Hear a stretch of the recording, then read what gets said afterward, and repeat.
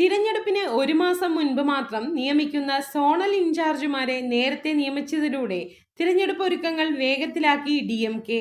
2026 തമിഴ്നാട് നിയമസഭാ തെരഞ്ഞെടുപ്പ് മുന്നിൽ കണ്ട് 7 സോണൽ ഇൻചാർജുമാരെ നിയമിച്ച് DMK.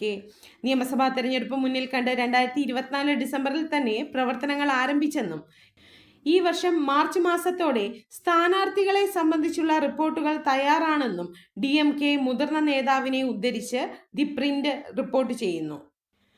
പാർട്ടി ജനറൽ സെക്രട്ടറിമാരും MPമാരുമായ A. രാജ, കനിമൊഴി എന്നിവർക്കാണ് ചെന്നൈയുടെയും ദക്ഷിണ മേഖലയുടെയും ചുമതല. മന്ത്രിമാരായ KN നെഹ്റു, EV വേലു എന്നിവർക്ക് മധ്യ ഉത്തര മേഖലകളുടെ ചുമതലയാണ് നൽകിയിരിക്കുന്നത്.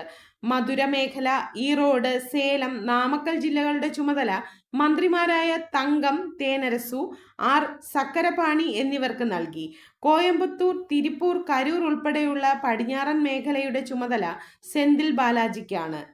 നടൻ വിജയുടെ രാഷ്ട്രീയ പ്രവേശന പശ്ചാത്തലം ഉൾപ്പെടെയുള്ള സാഹചര്യത്തിൽ 2026 തിരഞ്ഞെടുപ്പിനെ വളരെ ഗൗരവത്തോടെയാണ് DMK സമീപിക്കുന്നത്. 234 സീറ്റിൽ 200 സീറ്റ് ലക്ഷ്യം വെച്ചാണ് DMK തിരഞ്ഞെടുപ്പ് പ്രചാരണ തന്ത്രങ്ങൾ ആസൂത്രണം ചെയ്യുന്നത്.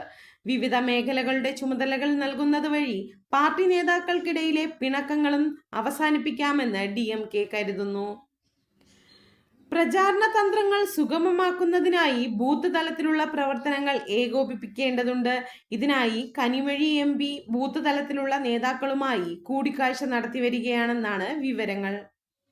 സർക്കാരിന്റെ ജനകീയ പദ്ധതികൾക്ക് താഴെത്തട്ടിൽ ശക്തമായ പ്രചാരണം നൽകുന്നതായിരിക്കും ആദ്യഘട്ട പ്രവർത്തനം.